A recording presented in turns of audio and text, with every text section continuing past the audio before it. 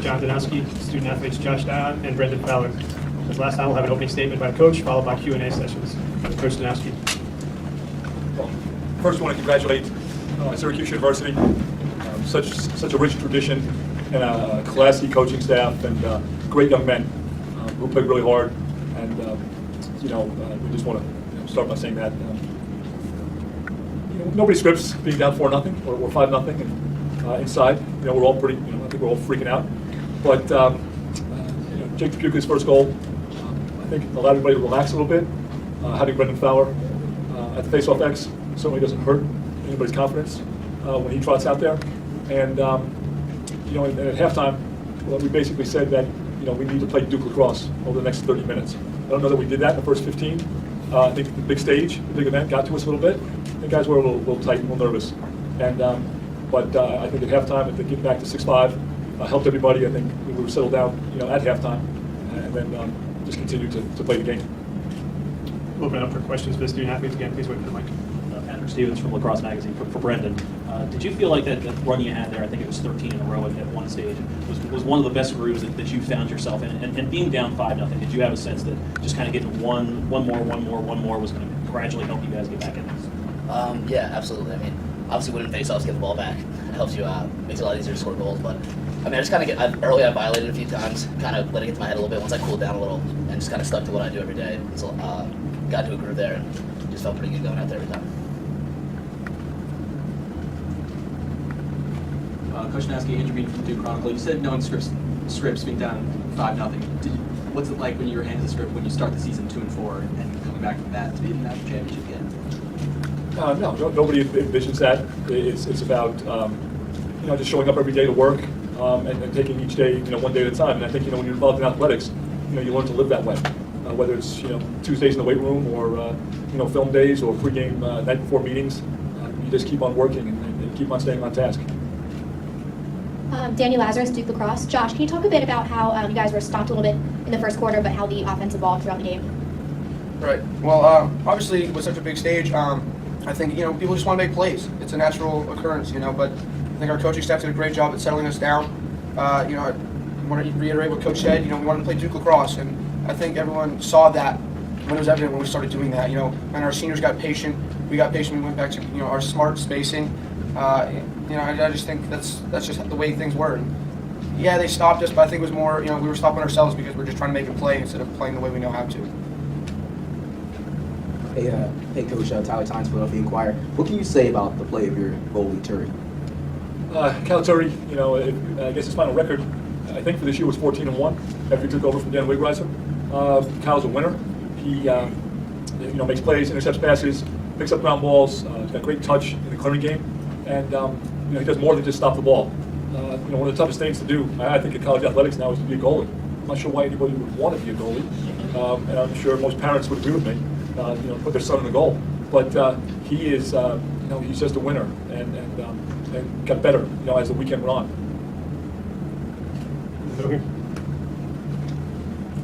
Again, these are questions from the student athletes at this point. Brendan didn't seem like anything or anyone was really going to get to you at the X. But Brian McGill won a couple on field. What was he doing different? He just was pretty quick to the whistle. I mean, he's a great player. I mean, he had pretty quick hands out there, and he just was one or two of them did pretty good checks. I mean, took the ball away, but he just he just came out there and was pretty physical with the guys. To the back.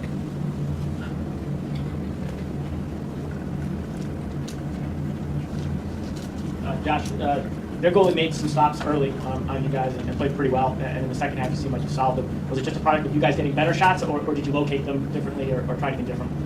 It's just smart shooting, and it's muscle memory. I think Coach Danowski and Coach Younger Danowski did a great job all season of holding shooting camp and stuff like that. So I know on my goals, I don't even think when I shoot.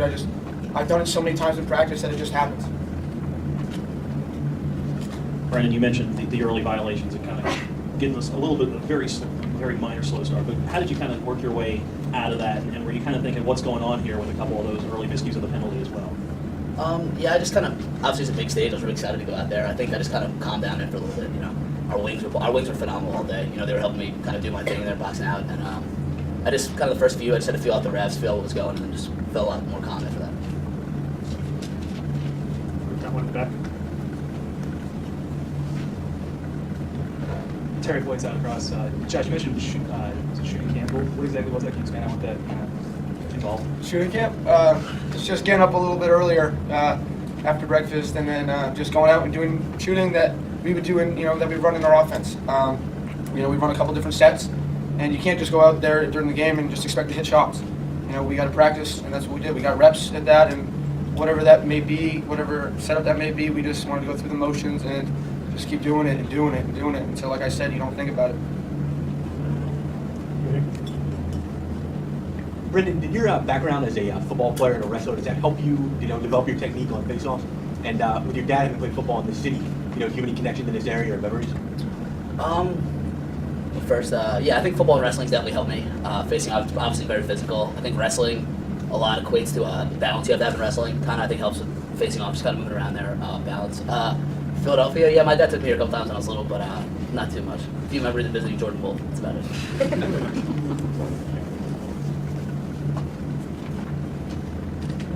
This is for Brendan and Josh. At one point, when did you realize you guys were about to win a national championship? Probably when the buzzer went. We played 60 minutes, right? That's how we do it.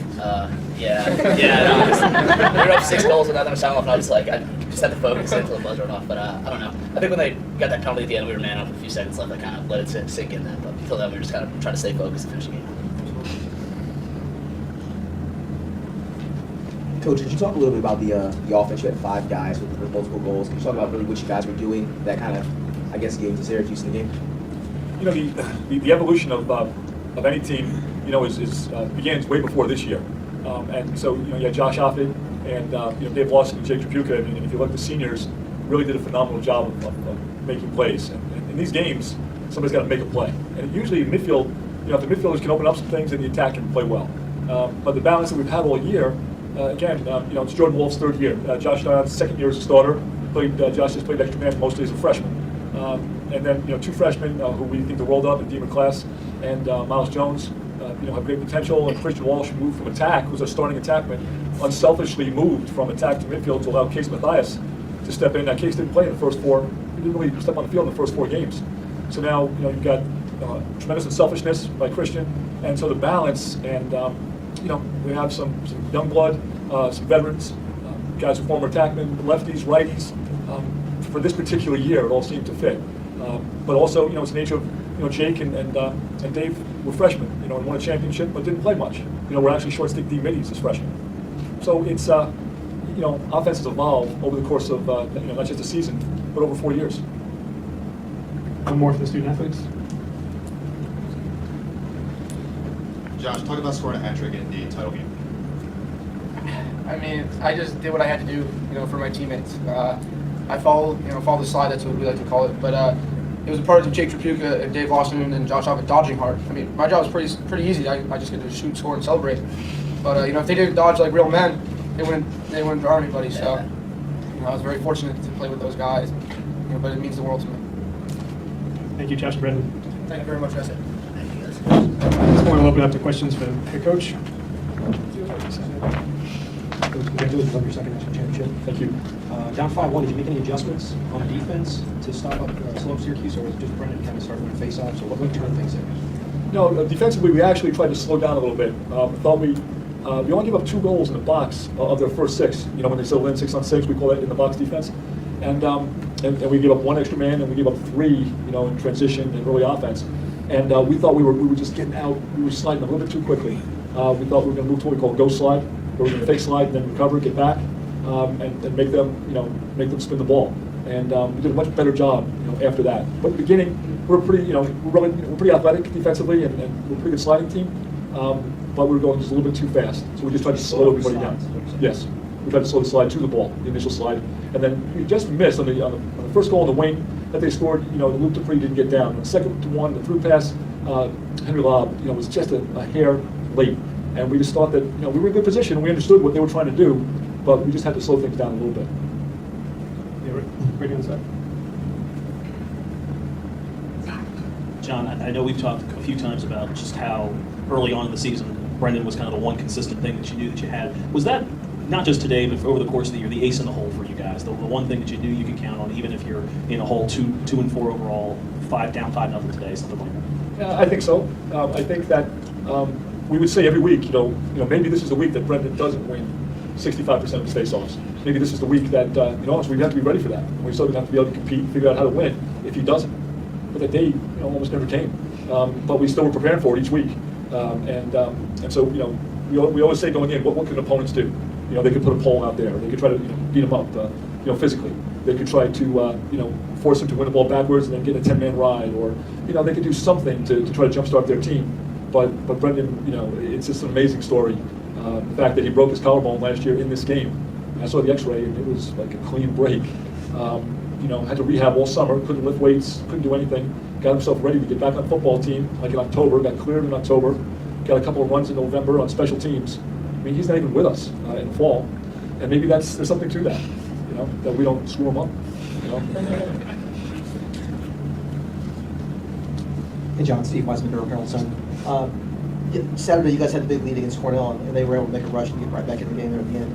What was different about the way you guys handled it today, or what did you see about the way they dealt with getting that lead in the second half? Well, last night, our team meeting, that we showed two films. We showed the fourth quarter of the Syracuse-Yale game. We showed the fourth quarter of the Denver-Syracuse game. And both games that Syracuse came from behind in the fourth quarter to win. So we were extremely aware of their poise, extremely aware of they've been in those situations the last 2 weeks, and that was the message was, listen, remember last night, and everybody did, and then again we had Brendan, so that was helpful.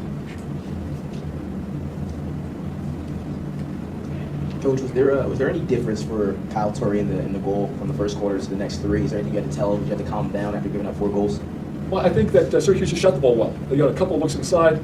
We messed up a little bit on man down. They had a dunk on man down. They had number 2 came around lefty, I believe, and stuck one in the corner. So I thought Syracuse shot the ball real well. They released the ball on those through passes, and so the message was defensively, we need to have Kyle see the ball better. We need to have him see outside shots and bad angle shots, and we're not helping him defensively. It wasn't so much an adjustment for Kyle as it was for the 6 guys playing in front of him. In terms of defense, can you talk a bit how you played JoJo Marasco and Derek Maltz, kind of the 2 stars of the Syracuse team, and how you kind of shut them down? Well, the day before, or 2 days before against Cornell, that against Mock, that we tried to not slide from him and just everybody was promoting Batman and Robin, and so let's take away Robin a little bit. Batman still was great, but so we tried to do that a little bit, and so it was kind of a natural kind of flow that we thought that number 7, was certainly an inside player. And we were going to just make sure we're not going to slide from the inside. And then, Marasco, we were just going to play him heavy, to his right hand, and be prepared for the rollback. I thought he put in a great shot, a highlight shot against Luke Dupree. As he was driving upfield righty, he kind of, shot it cross-handed, which is not easy. And that's just he's a great athlete, a great player.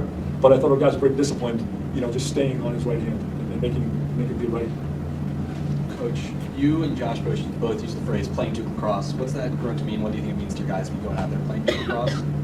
I think there's number one, there's a tremendous discipline on which our guys approach the game. While we give them a lot of freedom, there's a lot of structure and discipline that nobody sees, Monday through Friday or August, through April or through May.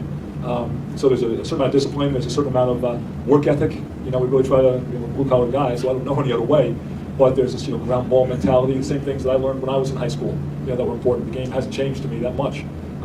And so there's a certain amount of discipline, a certain amount of work ethic, and then the last part is there's a necessary team aspect, that it has to be team-oriented if you want to play on this weekend. And everything that we do, from day one is team-oriented. And, it's like having children. You have to, when they step on a line, you have to let them know, but we let them know why. And the guys at the end, when you win, they buy in.